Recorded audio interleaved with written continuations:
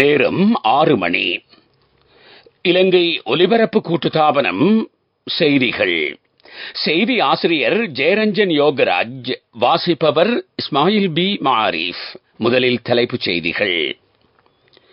நாட்டின் விவசாயிகளது வாழ்விலும் புதிய மாற்றம் ஏற்படும் என்று ஜனாதிபதி தெரிவிப்பு.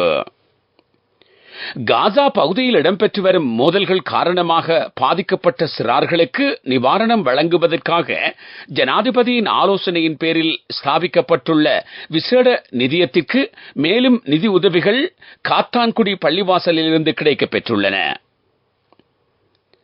தேர்தலை நோக்காக கொண்டு நடைமுறைக்கு சாத்தியமற்ற உறுதிமொழிகளை பொதுமக்களுக்கு வழங்க வேண்டாம் என்று அரசியல் கட்சிகளிடம் வலியுறுத்தப்பட்டுள்ளது. ஸ்காலியாசிஸ் நோய் நிலைமை தொடர்பில் பொதுமக்களுக்கு அறிவூட்டும் தேசிய தினம் எதிர்வரும் 26ஆம் தேதி அனுஷ்டிக்கப்பட உள்ளது. பாடசாலை நடவடிக்கைகள் நாளை வழமை போன்று நடைபெறும் என கல்வி அமைச்சு அறிவிப்பு. இலங்கை மத்திய வங்கிக்கு 2 புதிய பிரதி ஆளுநர்கள் நியமிக்கப்பட்டுள்ளார்கள். ரஷ்ய ராணுவம் உக்ரைனின் சக்திவள கட்டமைப்புகள் மீது ட்ரோன் தாக்குதலை மேற்கொண்டுள்ளது. T20 உலகக்கிண்ண கிரிக்கெட் சுற்றுத் தொடரை ஆஸ்திரேலியாவை வீழ்த்தி ஆப்கானிஸ்தான் அணிக்கு வெற்றி.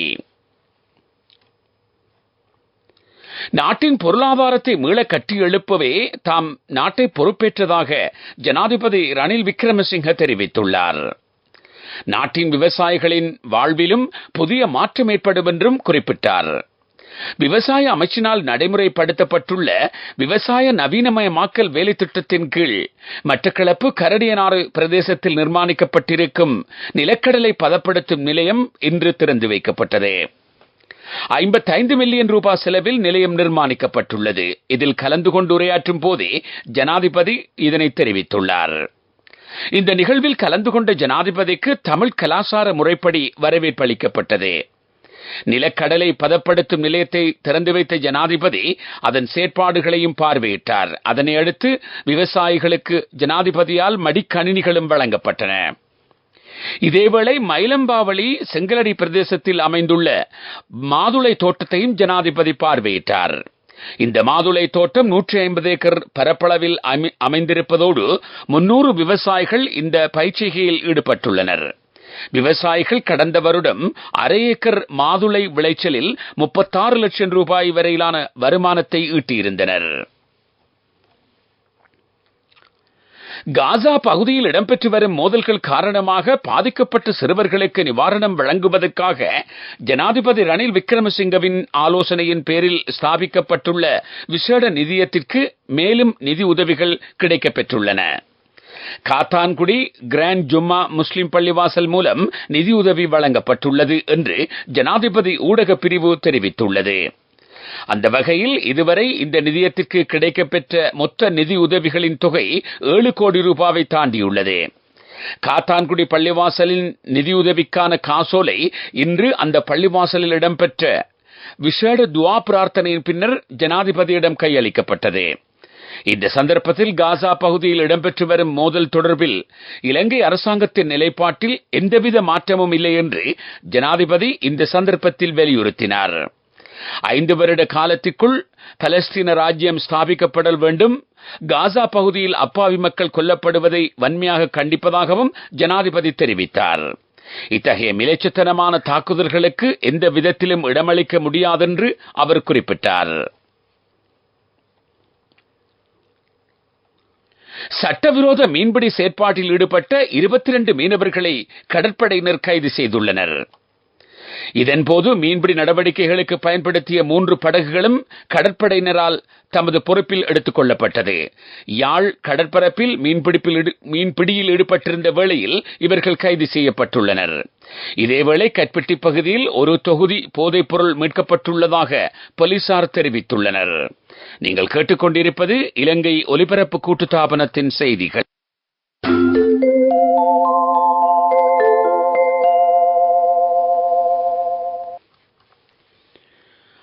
தொடர்ந்து செய்திகள். தொற்று நோய் பதிவாகும் எந்தவொரு நாட்டிலிருந்தும் விலங்குகள் அல்லது விலங்கு பொருட்களை இலங்கைக்கு இறக்குமதி செய்ய அனுமதிக்கப்பட மாட்டாது என்று கால்நடை உற்பத்தி மற்றும் சுகாதார திணைக்களம் தெரிவித்துள்ளது. இலங்கைக்கு இன்ஃபுளுவன்சா தொற்று பரவுவதை தடுக்கும் நோக்கில் இந்த தீர்மானம் எடுக்கப்பட்டுள்ளதாக திணைக்களத்தின் பணிப்பாளர் நாயகம் டாக்டர் ஹேமலி கொத்தலாவல தெரிவித்துள்ளார். நாட்டில் விலங்கு நோய் தொடர்பான விசாரணைகள் திறம்பட மேற்கொள்ளப்படுவதால் மக்கள் தேவையற்ற அச்சம் கொள்ள வேண்டாம் எனவும் அவர் குறிப்பிடுகின்றார். ஸ்காலியாசிஸ் நிலைமை தொடர்பில் பொதுமக்களுக்கு அறிவூட்டும் தேசிய தினம் எதிர்வரும் 26ஆம் தேதி அனுஷ்டிக்கப்பட உள்ளது. எஸ் எனும் எழுத்து வடிவத்துடன் திரிவுபடுத்தப்பட்டுள்ள அமைப்பையே ஸ்காலியாசிஸ் நோய் அடையாளம் காணப்படுகிறது. இது விடயம் தொடர்பில் அறிவூட்டும் விசேட வேலை திட்டம் இன்று ஆரம்பமானது. அமைச்சர் டாக்டர் ரமேஷ் பத்திரனவின் தலைமையில் இந்த வேலை திட்டம் முன்னெடுக்கப்பட்டது. தேர்தலை நோக்காக கொண்டு நடைமுறைக்கு சாத்தியமற்ற உறுதிமொழிகளை பொதுமக்களுக்கு வழங்க வேண்டாம் என்று அரசியல் கட்சிகளிடம் ராஜாங்க அமைச்சர் செஹான் சேமசிங்க கேட்டுக் கொண்டுள்ளார். பொருளாதாரம் மிகவும் மோசமாக பாதிக்கப்பட்டிருந்த நிலையில் அதனை கிரமமான முறையில் கட்டி எழுப்பும் நடவடிக்கைகள் தற்சமயம் இடம்பெற்று வருகின்றன. இருப்பினும் பிள்ளையான கொள்கைகள் பின்பற்றப்படுமாக இருந்தால் எந்த சந்தர்ப்பத்திலும் இந்த பொருளாதார நிலைமை மீண்டும் பழைய நிலைமைக்கு திரும்பலாம், அதாவது மோசமான நிலைக்கு செல்லலாம். எனவே தேர்தலை இலக்காக கொண்டு அரசியல் கட்சிகள் முன்னெடுக்கும் பிரச்சார நடவடிக்கைகளின் போது சற்று கவனமாக வார்த்தைகள் பயன்படுத்தப்பட வேண்டும் என்று அவர் வலியுறுத்தினார்.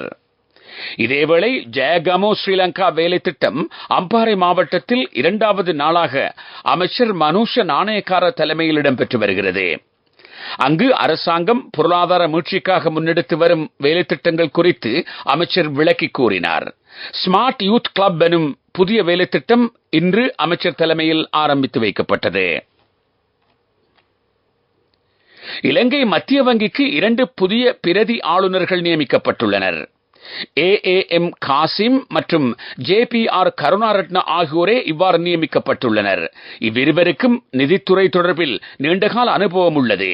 அத்துடன் இவர்கள் சிரேஷ்ட அதிகாரிகளாக இலங்கை மத்திய வங்கியில் தொடர்ந்து பணியாற்றி வருகின்றமை குறிப்பிடத்தக்கது.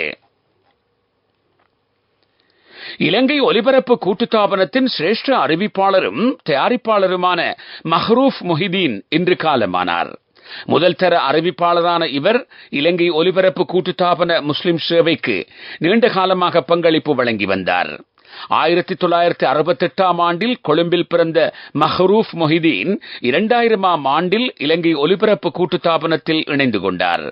நாடக கலைஞராகவும் செய்தி வாசிப்பாளராகவும் அறிவிப்பாளராகவும் தயாரிப்பாளராகவும் மஹ்ரூப் மொஹிதீன் வழங்கிய பங்களிப்புகள் மகத்தானவை. அன்னாரின் ஜனாசா இலக்கம் 55 பிரின்சஸ் கேட் கொழும்பு 12 என்ற முகவரியில் வைக்கப்பட்டுள்ளது. ஜனாசா இன்று இரவு இஷா தொழுகையை தொடர்ந்து மாளிகாவத்தை முஸ்லிம் ஜும்மா பள்ளிவாசல் மையவாடியில் நல்லடக்கம் செய்யப்படும்.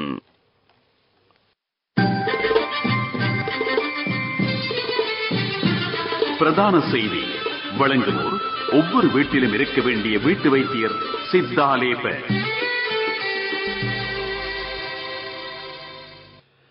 பாடசாலை நடவடிக்கைகள் நாளை வழமை போன்று நடைபெறும் என கல்வி அமைச்சு தெரிவித்துள்ளது. விசேட அறிக்கையொன்றை வெளியிட்டு அந்த அமைச்சு இதனை குறிப்பிட்டுள்ளது. கல்வி மற்றும் கல்விசாரா தொழிற்சங்க சுகையின விடுமுறையை அறிவித்து பணிக்கு சமூகமளிக்க மாட்டார்கள் என தெரிவித்துள்ளது. இந்த நிலையில் பாடசாலைகள் வழமை போன்று செயற்படும் என கல்வி அமைச்சு அறிவித்துள்ளது.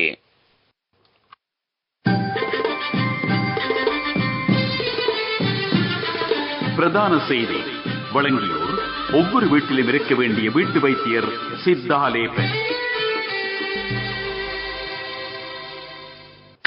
உங்கள் கவனத்திற்கு நாட்டில் நிலவும் காலநிலை மாற்றங்கள் மற்றும் பல்வேறு காரணங்களினால் சிறு பிள்ளைகளுக்கு பல்வேறு நோய்கள் பரவுவது அதிகரித்துள்ளதாக சிறுவர் வைத்திய கல்லூரியின் செயலாளர் வைத்தியர் சன்னடி சில்வா தெரிவித்துள்ளார். பல்வேறு வைரஸ் தொற்றுகள் காரணமாக சுவாச அமைப்பு தொடர்பான நோய்கள் அதிகம் காணப்படுகின்றன. அதனால் காய்ச்சல், சளி போன்ற நோய்கள் சிறுவர்களிடையே அதிகமாக பரவுவதாகவும் வைத்தியர் குறிப்பிட்டுள்ளார். இந்த நோய்கள் மிக இலகுவாக பரவும் என்பதால் சிறு குழந்தைகளை முடிந்தவரை பாதுகாப்பது மிகவும் அவசியமானது என்று விசேட வைத்தியர் அறிவுறுத்தியுள்ளார். உலகச் செய்திகள்.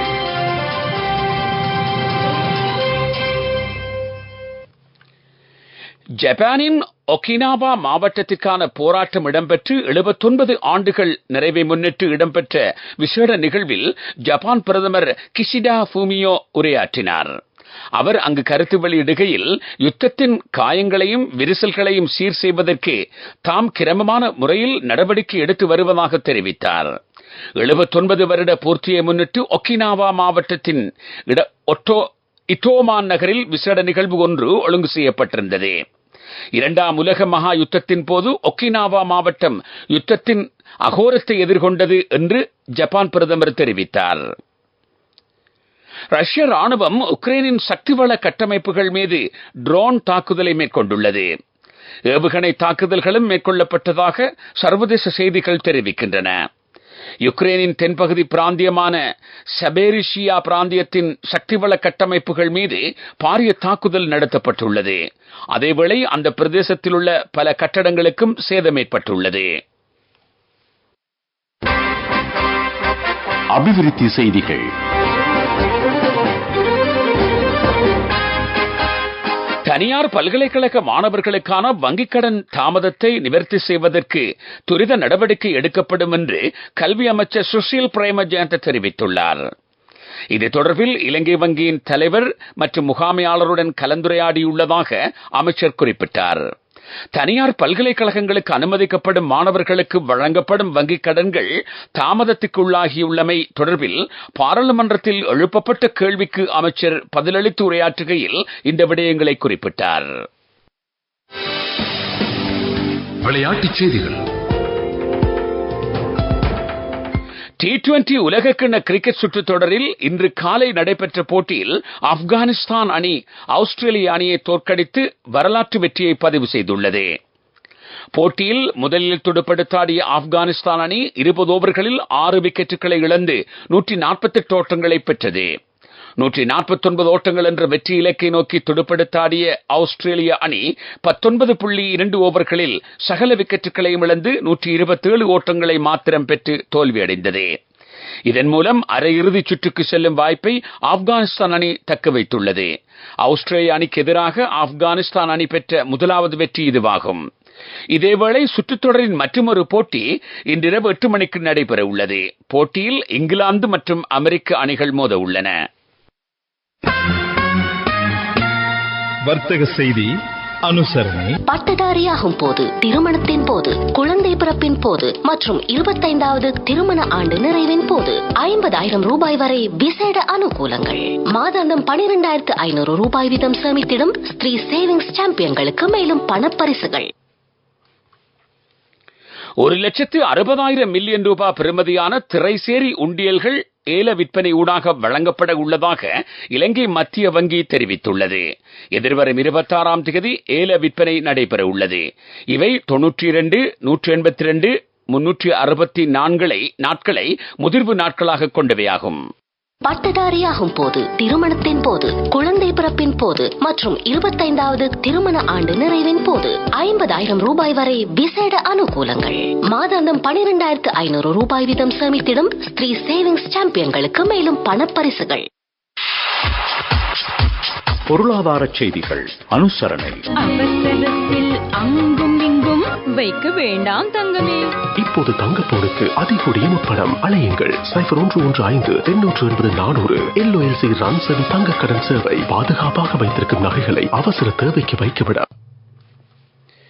கடந்த வருடத்துடன் ஒப்பிடுகையில் இந்த வருடத்தில் தெங்கு உற்பத்தி சார்ந்த பொருட்களின் ஏற்றுமதி வருமானம் 20% அதிகரித்திருப்பதாக தென்னை அபிவிருத்தி அதிகார சபை தெரிவித்துள்ளது. அதற்கமைய $330 மில்லியன் வருமானம் கிடைத்துள்ளதாக அதிகார சபையின் தலைவர் பேராசிரியர் ரொஷான் பெரேரா தெரிவித்துள்ளார்.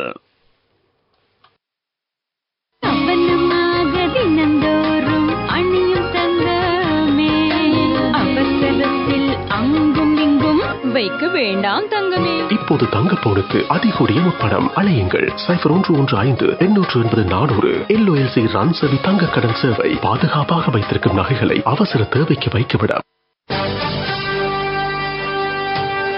காலநிலை அறிக்கை. மேல் சப்ரகமுவ வடமேல் மாகாணங்களிலும் காலி, மாத்தறை, கண்டி, நுவரெலியா மாவட்டங்களிலும் அவ்வப்போது மழை பெய்யக்கூடும் என்று எதிர்பார்ப்பதாக வளிமண்டலவியல் திணைக்களம் அறிவித்துள்ளது. மேல் சப்ரகமுவ மாகாணங்களிலும் கண்டி, நுவரெலியா, புத்தளம் ஆகிய மாவட்டங்களின் சில இடங்களில் 75 மில்லிமீட்டர் அளவான மழை வீழ்ச்சி எதிர்பார்க்கப்படுகிறது. வடமாகாணத்திலும் மாத்தளை, அனுராதபுரம் மாவட்டங்களிலும் அடிக்கடி மழை பெய்யக்கூடும். மத்திய மலைநாட்டின் மேற்கு சரிவு பகுதிகளிலும் வடக்கு, வடமத்திய, வடமேல் மாகாணங்களிலும் திருகோணமலை, அம்பாந்தோட்டை, மொனராகலை மாவட்டங்களிலும் அவ்வப்போது மணித்தியாலத்துக்கு 40 தொடக்கம் 50 கிலோமீட்டர் வரையான வேகத்தில் காற்று வீசக்கூடும் என திணைக்களம் வெளியிட்டுள்ள வானிலை அறிக்கையில் குறிப்பிடப்பட்டுள்ளது. காலநிலை அறிக்கை கேட்டீர்கள். மீண்டும் தலைப்புச் செய்திகள். நாட்டின் விவசாயிகளின் வாழ்விலும் புதிய மாற்றம் ஏற்படும் என்று ஜனாதிபதி தெரிவிப்பு. காசா பகுதியில் இடம்பெற்று வரும் மோதல்கள் காரணமாக பாதிக்கப்பட்ட சிறார்களுக்கு நிவாரணம் வழங்குவதற்கென ஜனாதிபதியின் ஆலோசனையின் பேரில் ஸ்தாபிக்கப்பட்டுள்ள விசேட நிதியத்திற்கு மேலும் நிதி உதவிகள் காத்தான்குடி பள்ளிவாசலில் இருந்து கிடைக்கப் பெற்றுள்ளன. தேர்தலை நோக்காக கொண்டு நடைமுறை சாத்தியமற்ற உறுதிமொழிகளை பொதுமக்களுக்கு வழங்க வேண்டாம் என்று அரசியல் கட்சிகளிடம் வலியுறுத்தப்பட்டுள்ளது. ஸ்காலியோசிஸ் நோய் நிலைமை தொடர்பில் பொதுமக்களுக்கு அறிவூட்டும் தேசிய தினம் எதிர்வரும் 26ஆம் தேதி அனுஷ்டிக்கப்பட உள்ளது. பாடசாலை நடவடிக்கைகள் நாளை வழமை போன்று நடைபெறும் என்று கல்வி அமைச்சு அறிவிப்பு. இலங்கை மத்திய வங்கிக்கு 2 புதிய பிரதி ஆளுநர்கள் நியமிக்கப்பட்டுள்ளார்கள். ரஷ்ய ராணுவம் உக்ரைனின் சக்திவள கட்டமைப்புகள் மீது ட்ரோன் தாக்குதலை மேற்கொண்டுள்ளது. T20 உலகக்கிண்ண கிரிக்கெட் சுற்றுத் தொடரில் ஆஸ்திரேலியாவை வீழ்த்தி ஆப்கானிஸ்தான் அணி வெற்றி. இத்துடன் செய்திகள் முடிவடைந்தன. எமது அடுத்த பிரதான செய்தி அறிக்கை இரவு 9 மணிக்கு இடம்பெறும். நேயர்களுக்கு வணக்கம். நேரம் 6:17. இலங்கை ஒலிபரப்பு கூட்டுத்தாபனம் தமிழ் சேவை நிகழ்ச்சிகளை 102.1, 102.3 ஆகிய FM அலைவரிசைகளிலும் www.slbc.lk என்ற இணையதளத்திலும் கேட்டு மகிழலாம். தமிழ் தேசிய சேவை.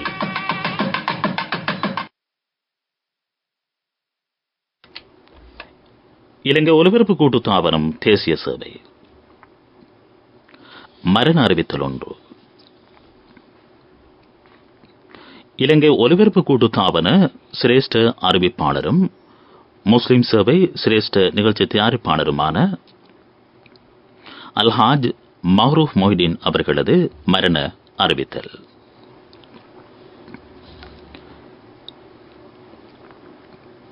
இலங்கை ஒலிபரப்பு கூட்டுத்தாபன சிரேஷ்ட அறிவிப்பாளரும் முஸ்லிம் சேவை சிரேஷ்ட தயாரிப்பாளருமான அல்ஹாஜ் மஹ்ரூப் மொஹிதீன் இன்று காலை காலமானார். மர்ஹூம்களான காசியார் மொஹிதீன், ஜஹர்வான் பிவி தம்பதியின் மூத்த மகனும், மர்ஹூம்களான பீர் முஹம்மது ஃபவுசுல் இனாயா தம்பதியின் மகனும், ஃபாத்திமா சில்மியாவின் அன்பு கணவரும், இஜாஸ் முகமது, அல் ஹாஃபிலா ஃபாத்திமா மலிஹா ஆகியோரின் அன்பு தந்தையும், ஃபாத்திமா சதிகாவின் மாமனாரும், ஹசன் மொஹிதீன், அல்ஹாஜ் ரிஃபாய் மொஹிதீன், ஃபர்சான் மொஹிதீன், ஃபர்சானா மொஹிதீன், மசீதா மொஹிதீன், மர்ஹூம்களான சபருல்லா மொஹிதீன், இர்ஷாட் மொஹிதீன் ஆகியோரின் சகோதரரும், அல்ஹாஜ் ரஷீதுல் முனீர், இஃப்லால் அகமது, முகமது ஜும்ரி, ஃபர்சான் ஆகியோரின் மைத்துனரும், முகமது யூசுஃபின் அப்பாவும் ஆவார். ஜனாசா இலக்கம் 55 குமாரவீதி, கொழும்பு 12 புதுக்கடை இல்லத்தில் வைக்கப்பட்டு இன்றிரவு இஷா தொழுகையின் பின் மாளியாவத்தை மையவாடியில் நல்லடக்கம் செய்யப்படும். அந்த மரண அறிவித்தலை மீண்டும் வாசிக்கின்றேன். இலங்கை ஒலிபரப்பு கூட்டுத்தாபன சிரேஷ்ட அறிவிப்பாளரும் முஸ்லிம் சேவை சிரேஷ்ட தயாரிப்பாளருமான அல்ஹாஜ் மௌரூப் மொய்தீன் இன்று காலை காலமானார். மர்ஹூம்களான காசியார் மொஹிதீன் ஜஹரவா பிவி தம்பதியின் மூத்த மகனும் மர்ஹூம்களான பீர் முகமது ஃபவுசுல் இனாயா தம்பதியின் மருமகனும் ஃபாத்திமா சில்மியாவின் அன்பு கணவரும் இஜாஸ் முகமது அல் ஹாஃபிலா ஃபாத்திமா மலிஹா ஆகியோரின் அன்பு தந்தையும் ஃபாத்திமா சதிகாவின் மாமனாரும் ஹசன் மொஹிதீன் அல்ஹாஜ் ரிஃபாய் மொஹிதீன் ஃபர்சான் மொஹிதீன் ஃபர்சானா மொஹிதீன் மசீதா மொஹிதீன் மர்ஹூம்களான சபருல்லா மொஹிதீன் இர்ஷாட் மொஹிதீன் ஆகியோரின் சகோதரரும் அல்ஹாஜ் ரஷீதுல் முனீர் இஃப்லால் அஹமட் முகமது ஜும்ரி ஃபர்சான் ஆகியோரின் மைத்துனரும் முகமது யூசுஃபின் அப்பாவும் ஆவார். ஜனாசா இலக்கம் 55 குமார வீதி கொழும்பு 12 புதுக்கடை இல்லத்தில் வைக்கப்பட்டு இன்றிரவு இஷா தொழுகையின் பின் மாடியாபத்து மையவாடியில் நல்லடக்கம் செய்யப்படும். இலங்கை ஒலிபரப்பு கூட்டுத்தாபன சிரேஷ்ட அறிவிப்பாளரும் முஸ்லிம் சேவை சிரேஷ்ட நிகழ்ச்சி தயாரிப்பாளருமான அல்ஹாஜ் மௌரூப் மொஹிதீன் அவர்களது மரண அறிவித்தல் கேட்டீர்கள். இலங்கை ஒலிபரப்பு கூட்டுத்தாபனம் தேசிய சேவை.